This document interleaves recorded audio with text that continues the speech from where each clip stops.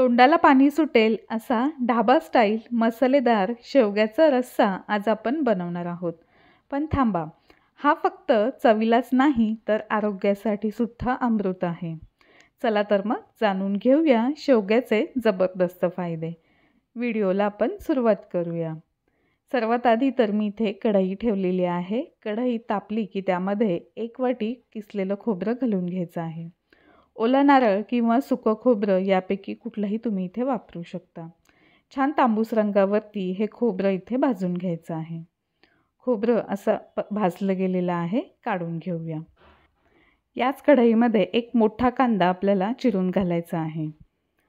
कांदा चांगला भाजावा यासाठी आपण यामध्ये तेल घालूया, म्हणजे पटकन भाजला जातो. छान तांबूस रंगावरती कांदा आपल्याला इथे भाजून घ्यायचा आहे. कांदा असा थोडासा तांबूस रंगावरती भाजला गेला की यामध्ये 7 ते 8 लसणाच्या पाकळ्या आणि 2 इंच आलं बारीक तुकडे करून घालून घ्यायचं. यामध्येच एक मोठा पिकलेला टोमॅटो घालून घ्यायचा आहे. यामध्ये आपण थोडंसं मीठ घालणार आहोत, म्हणजे टोमॅटो चांगला परतला जातो आणि पटकन मऊ होतो.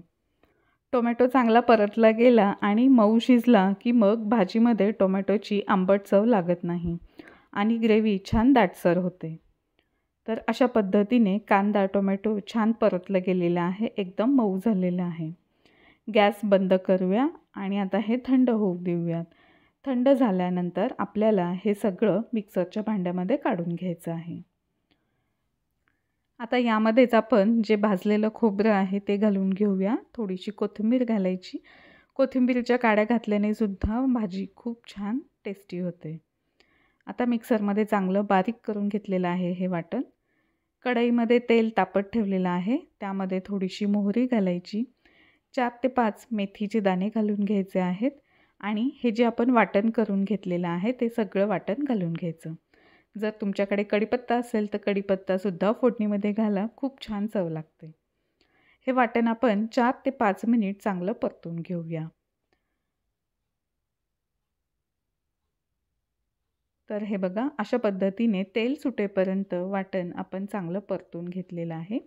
आता यामध्ये आपण काही सुके मसाले घालून घेऊया. थोडीशी हळद, 1 चमचा लाल तिखट घालायचं, 1 चमचा रोजचा जो घरगुती काळा मसाला वापरतो तो घालून घ्यायचा. थोडासा गरम मसाला घालायचा आहे. हे सगळे सुके मसाले आपल्याला 1 मिनिटभर इथे परतून घ्यायचे आहेत. सुके मसाले इथे करपू नयेत यासाठी यामध्ये आपण थोडंसं पाणी घालून घेऊया आणि अजून 2 ते 3 मिनिट हे मसाले चांगले परतून घेऊया.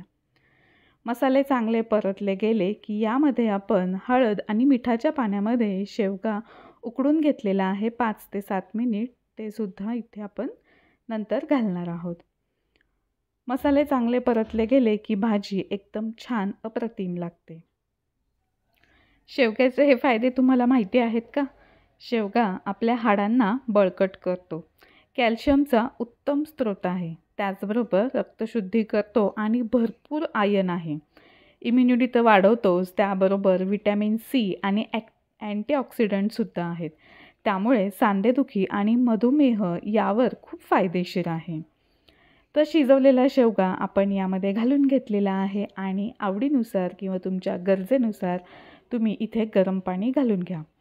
चवीनुसार आपण थोडंसं अजून मीठ घालून घेऊया. मीठ घालताना काळजीपूर्वक घालायचं आहे, कारण आपण शेवगा शिजवताना सुद्धा थोडंसं मीठ घातलेलं होतं. कढईवरती अर्धवट झाकण ठेवायचं आहे आणि 10 ते 12 मिनिट आपल्याला शेवगा इथे मंद आचेवरती चांगला शिजून द्यायचा आहे. तर इथे तुम्ही पाहू शकता की शेवगा छान असा शिजला गेलेला आहे. मस्त अशी आपली ढाबा स्टाईल शेवग्याची रस्सा भाजी तयार झालेली आहे. ही पारंपरिक ढाबा स्टाईल शेवग्याची भाजी भाकरी, चपाती किंवा भातासोबतसुद्धा अप्रतिम लागते. आरोग्यासाठी आणि चवीलाही उत्तम अशी ही रेसिपी आहे. जर रेसिपी आवडली तर लाईक आणि शेअर करायला विसरू नका. पुन्हा भेटूया अशाच खास रेसिपीसोबत. तोपर्यंत धन्यवाद.